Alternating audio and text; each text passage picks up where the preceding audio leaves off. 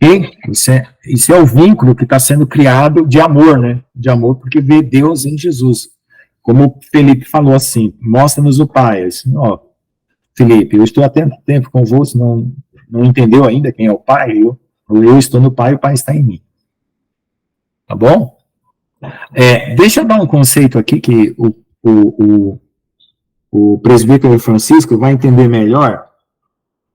Porque na matemática e na física existe um conceito de autocontido, quando uma coisa está contida na outra e a outra nela. Então, quando Jesus fala, eu estou no Pai, o Pai está em mim, eles estão autocontidos, não existem fronteiras que separem um do outro. Tá?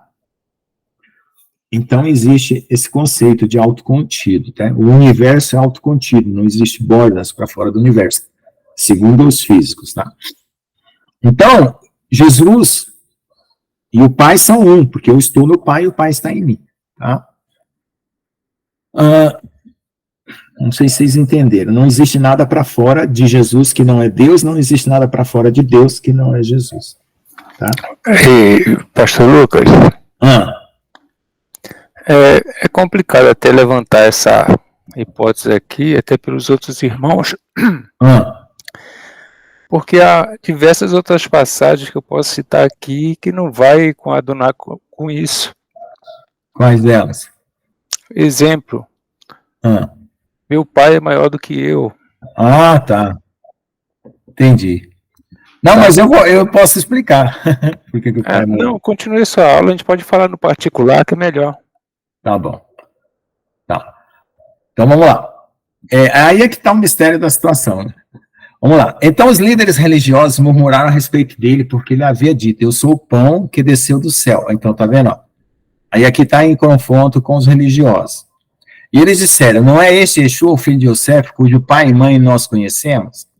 Como então este homem diz, eu desci do céu? Tá vendo? Isso aqui é a lógica humana, ó, olha aqui, ó. Certo? Aqui é a lógica humana, que o presbítero acabou de mencionar e também se inclui nesse caso. Aqui é a lógica humana, não é este Yeshua, filho de Yosef, que desceu do céu? E ele falou assim, como é que ele pode dizer que ele é o pão do céu? E assim vai, né? Tá? Yeshua respondeu e disse-lhes, não murmurei entre vós, ninguém pode vir a mim, a menos que o Pai que me enviou o traga, e eu ressuscitarei no último dia. Está escrito nos profetas, e todos eles serão ensinados por Jeová.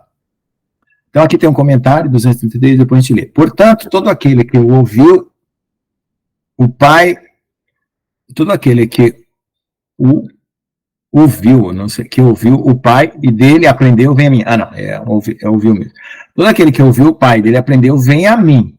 Por que ouviu o Pai e dele aprendeu? Porque tinha a lei e os profetas, né, para ouvir e entender, mas não podia ficar na letra.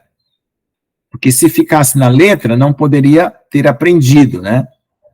Vem a mim, porque aí se você não ficar na letra, você vai encontrar o profeta que há de vir, você vai reconhecer ele, né? Se você reconhece ele, você vai até ele.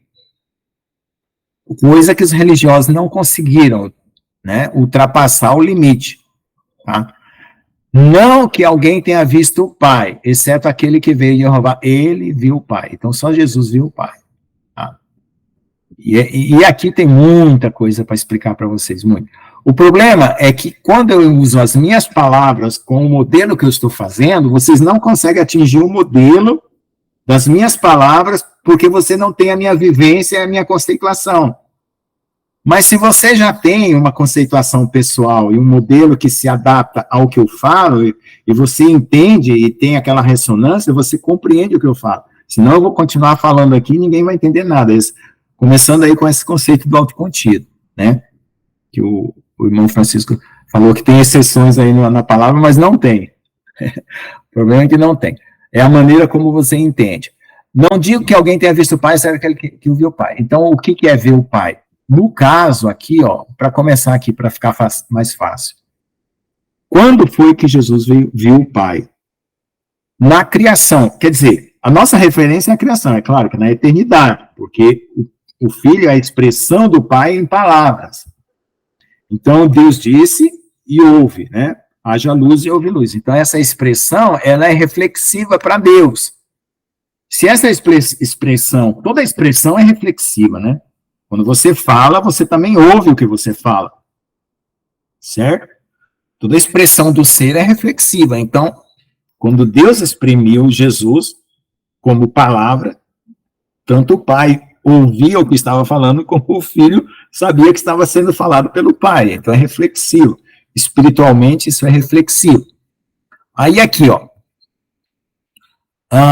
Eu sou o pão que desceu do céu. Então, aqui já mexe com os religiosos, porque eles achavam que é um absurdo alguém se colocar nessa categoria. Mas eles não estão entendendo que Jesus está falando que você pode se alimentar dele. Né?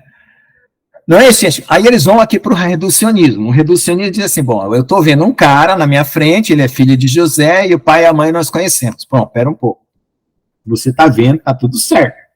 Mas quantos seres humanos têm antecedentes eternos? Você tem um antecedente eterno? Existe outra pessoa com antecedente eterno? Então, o Senhor fala nas parábolas que ele enviou profetas. Então, se ele enviou profetas, veio de Deus. Se veio de Deus, Deus sabe qual é o espírito que colocou no profeta e naquele que ele envia.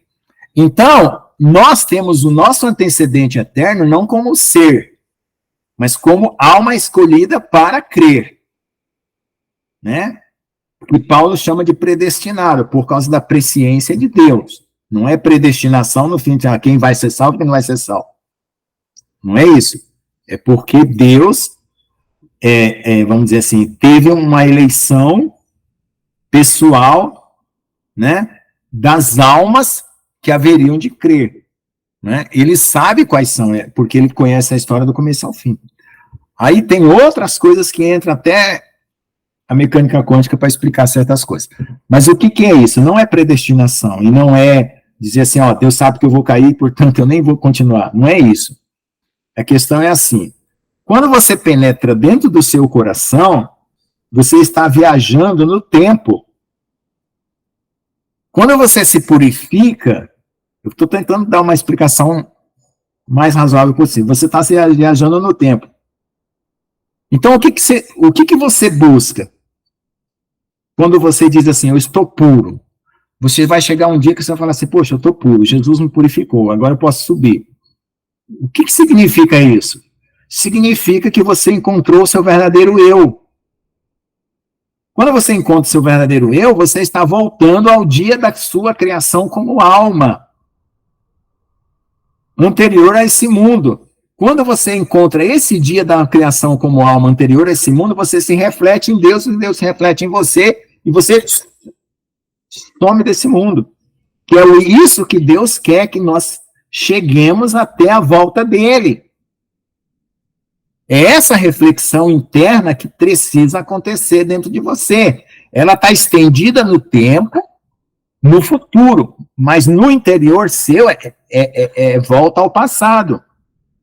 Por quê?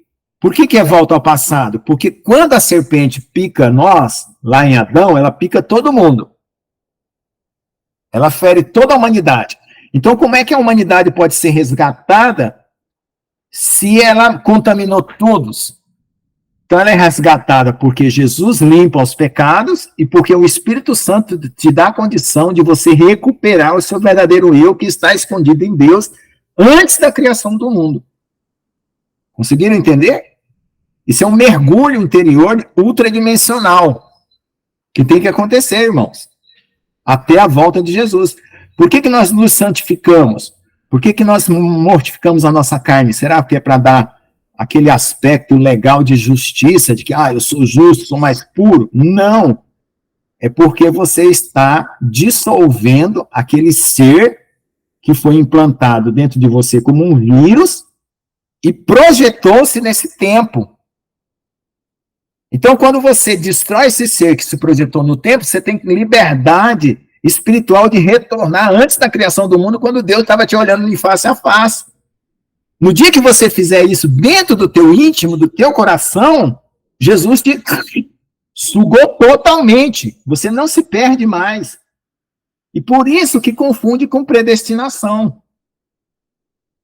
Mas você tem que perseverar até o fim para ser salvo. Ou seja, você tem que se manter ali até você retornar no passado e você sugado por Deus. Porque aí você está viajando no tempo para antes da serpente te picar, e Jesus te deu essa viagem no tempo pelo sangue dele, pelo Espírito Santo. E você está fazendo isso na linha do tempo para frente, mas no Espírito você está andando para trás. Acho que eu consegui explicar, não sei se alguém... Depois pode comentar, vamos lá. Glória a Deus. Portanto, e todos eles serão ensinados por Jeová. Ninguém pode vir a mim a menos que o Pai que me enviou o traga, e eu ressuscitarei no último dia, tá? A questão da ressurreição, gente, quando nós ressuscitarmos, ou quando nós formos levados ao céu, nós vamos ter a impressão de que isso aqui foi um sonho. Esse mundo vai parecer um sonho.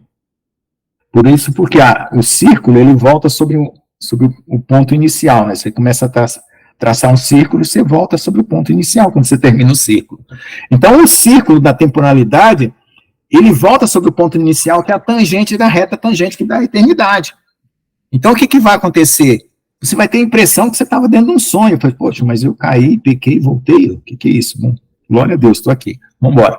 Vamos para a eternidade. Por causa disso, porque a ressurreição vai te catapultar para a eternidade. Então é isso que nós buscamos. Então essa é a verdadeira santificação. Essa é a verdadeira redenção. Né? Não é a formalidade religiosa, farisaica, de abandonar os pecados para se aparecer puro diante das pessoas e ficar se mostrando mais puro. Né? Por quê? Como é que você tem esse vínculo da eternidade? Pela fé, que você creu em Jesus, pelo amor, porque você se rende, né? E por essa busca dessa recuperação, dessa restauração do espírito. Aí o espírito vai jogar para a alma todo o conteúdo que ele tem desde a eternidade. Amém? Portanto, todos eles são ensinados por Jeová, olha aqui, ó, acabando de confirmar, ó. Nós vamos aprender diretamente de Deus, porque nós vamos estar no Santo dos Santos. Portanto, todo aquele que ouviu o Pai e dele aprendeu, vem a mim. Não que alguém tenha visto o Pai. Digo-lhes a verdade, aquele que crê em mim tem a vida eterna. Eu sou o pão da vida, vossos pais comeram o maná no deserto e morreram. Este é o pão que desce do céu, para que todo o que come não morra. E tem uns que colocaram assim, todo aquele que come não morrerá, né? Colocou o futuro. Não morra. Eu sou o pão vivo que desceu do céu, se alguém comer deste pão, viverá para sempre. E o pão que darei é a minha carne que darei pela vida do mundo. Tá? Então, Satanás, ele achou que ele tinha destruído a criação de Deus, porque o homem é a imagem e semelhança de Deus. Quando ele contamina a criação lá no começo, ele propaga tudo isso para o futuro. Só quando Jesus vem e morre na cruz, né, ele joga todo mundo de volta ao ponto da criação da alma, não é nem do corpo, da criação da alma.